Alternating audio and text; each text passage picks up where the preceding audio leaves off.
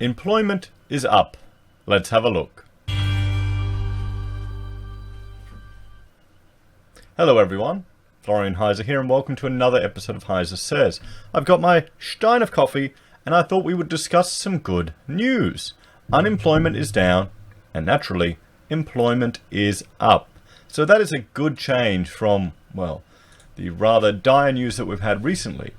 Even though consumer confidence, the last time we looked at it, it is heading down. Consumer confidence is heading down, business confidence is heading down, but employment is up in the September 2019. So I thought we would have a look at this data. We'll read through, well, that's the commentary first, but we'll read through the data from the Australian Bureau of Statistics. But before we jump to that, we'll have a look at another outcome, something else that has happened as a result of this. Now, you can see here, this is the Australian dollar, and this is on Trading Economics, the website there. It's one of my favorite websites, not sponsored, but would be happy to be sponsored by them. But as you look here, well, let's just jump out to one day. You can see this spike up, this jump up. That's quite a drastic and sharp increase. And you can read here, they're saying the Australian dollar strengthened against the greenback on Thursday after the latest data showed employment rose 14,700 in September, while the jobless rate unexpectedly fell to 5.2%, lowering chances of monetary easing in November. So because of our unexpected, it's always unexpected, isn't it? All the time it's unexpected. Maybe that's why such drastic moves like that go counter to what the market's thinking, so that they're responding. The market's hypersensitive. But what's happening is, because our unemployment rate went down, more people are employed, there's less of a chance of a monetary intervention, which means less of another cut to our cash rate. Okay, because our cash rate's sitting at 0.75. I need to have a shot of coffee. That's good coffee. Especially nice and warm coffee in the morning. So that means that the market is more confident, or more confidence in the Australian economy, more demand for the dollar, so it's shot up that price, which some people will say it's a bad thing, others will say is a good thing. Now let's jump over here to another website that I'm quite fond of, the Observatory of Economic Complexity, and I know there's alternatives. Now, to get an understanding of the impact of this, it means all of these things that we export will be slightly more expensive, but all of these things that we import will be more affordable. Now, what do you think is going to have the impact on the average consumer? Particularly spending maybe in a retail sector that employs 10% of the economy. I would say it is a lot of the imports. And in some ways, that is an encouraging sign, particularly if they want to help the economy to stimulate and increase employment, which is one of the aims of the RBA.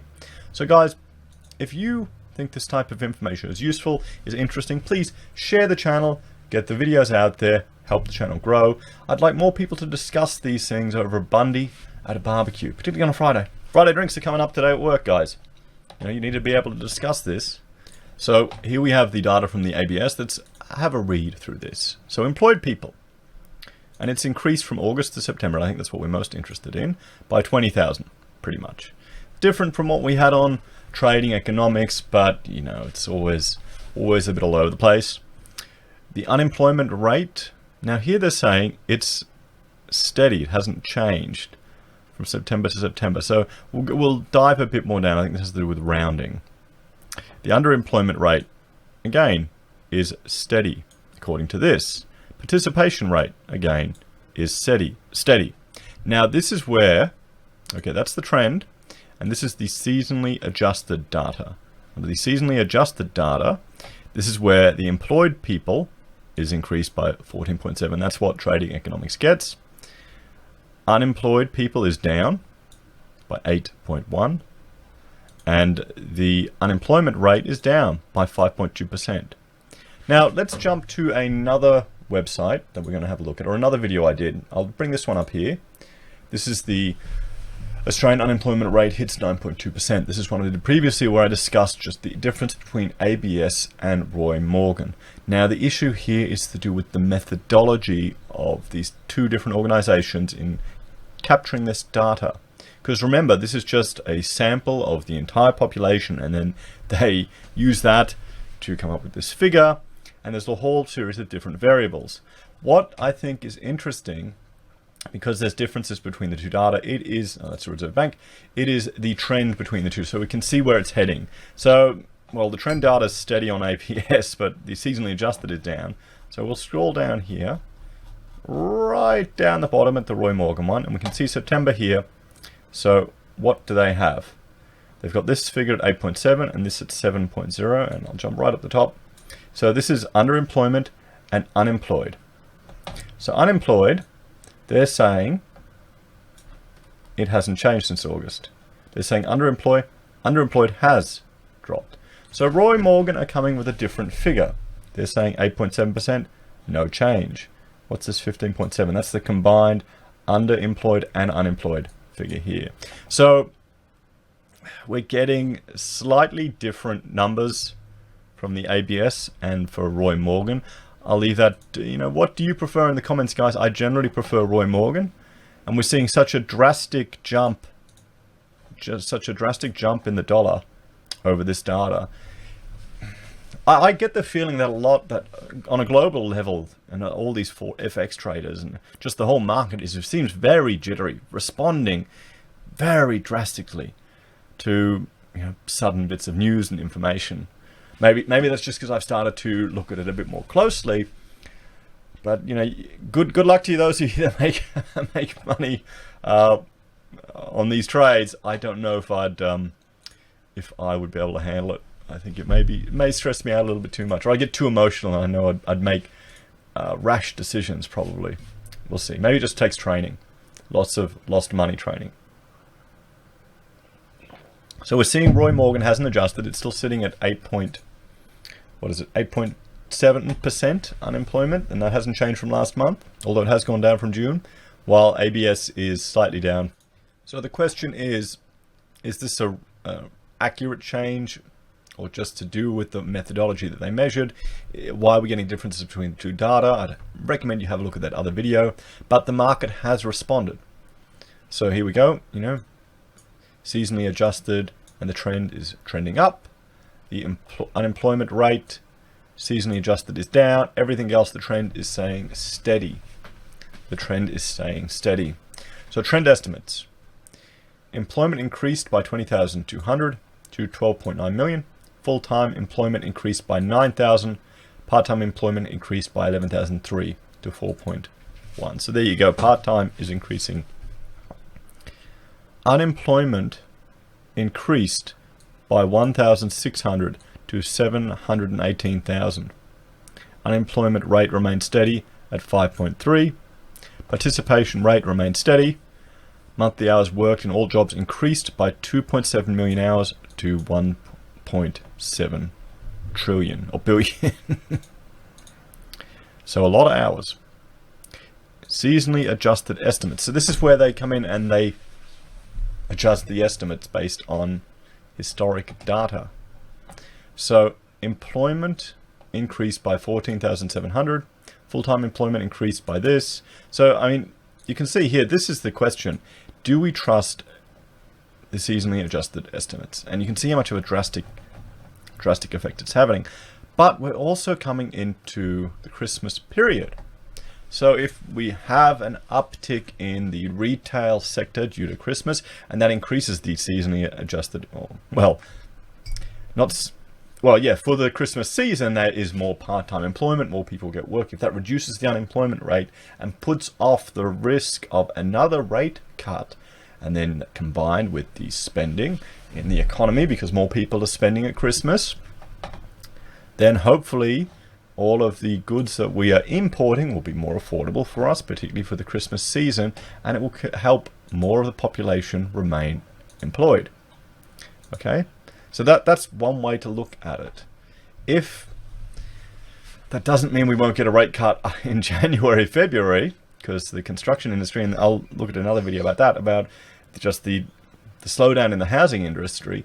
December, January for the building game is usually dead quiet. It's usually very quiet. That's when you tell the boys to take a holiday. That's when you take a holiday. I know we always got them to take extra leave if they wanted it over Christmas, because they had to burn through the leave, and we didn't have any work for them. Or often if we did, we'd manage it ourselves and just delay it, because all our clients were on holiday too. Let me know if that's the same with you and your trade, guys. There's a few times where I've worked all through Christmas where we had a big job coming online, we knew we wanted, and I was just setting it all up.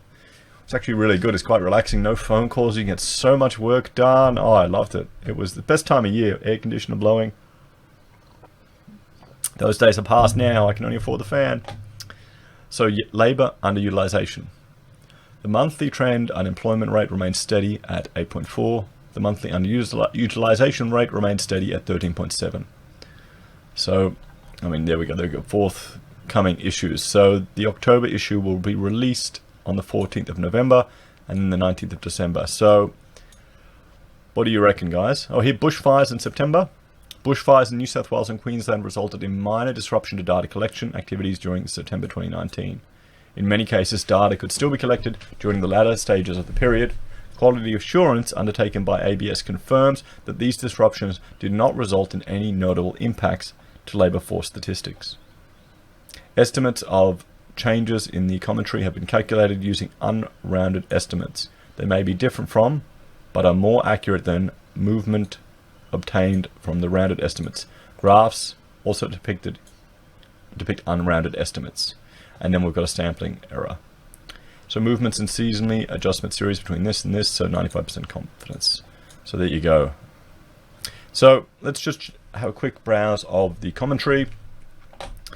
Yes, unemployment remains. So that's the thing. They're latching onto the seasonally adjusted data, not the trend data with regards to unemployment rate. I mean, they have to. It's more positive, isn't it? People were asking, someone asked in the comments, can we report on something good? And I thought, okay, I'll find something good to report on, because, you know, it's Friday, something happy to finish the week. And I thought, oh, this is good, unemployment. Now I'm discovering it's just in the adjusted data. It doesn't align with the Roy Morgan. So yeah, we'll see. Guys, let me know what you think. I'll link to this if you want to go through it in greater detail. But are you confident in it? We'll just look at unemployment rate in states and territories. What is it? Season adjusted August, September. There's the trend. So the trend is no change. Queensland, the trend is down. South Australia, trend is down. West Australia, trend is up. Trend is steady in Tasmania. Northern Territory. Oh, sorry, wait, I'm reading it backwards. Wait, I'm reading it backwards. So what do we have here? So steady, up in Queensland, up in South Australia, down in Western Australia, steady in Tasmania, up in Northern Territory, steady in Capital Territory, steady in Australia. And then we look at the seasonally adjusted data. New South Wales is up, Victoria is down, Queensland is up, South Australia is down. So, I mean, look at the changes, how it completely throws out the data. Western Australia is down, Tasmania is down, NP for these two, and Australia overall is down. Oh, these are beautiful arrows there, guys. I need to put them on a mug. So, yeah, there you go. How much do you trust the news? How much do you trust the data? You leaning more towards the Roy Morgan data? I am. But at the very least, you know, if this delays the RBA from another rate cut, that may give time for consumer confidence to pick up in time for the Christmas period, and that could get more spending in the economy, and that means there's more seasonal employment over that period in the retail sector, which employs a huge part of the economy, and that could flow through to make, you know, the next few months a bit easier for a lot of people. Let me know what you think, guys. Will you be rushing out to spend on Christmas, or will you be buying people silver bullion like I'm asking all of the family to buy for the children? Buy them silver coins, nothing else, no toys, silver coins, and we'll put it away for them. Let me know what you think, guys. Like, share and subscribe. Have a great day. Bye for now.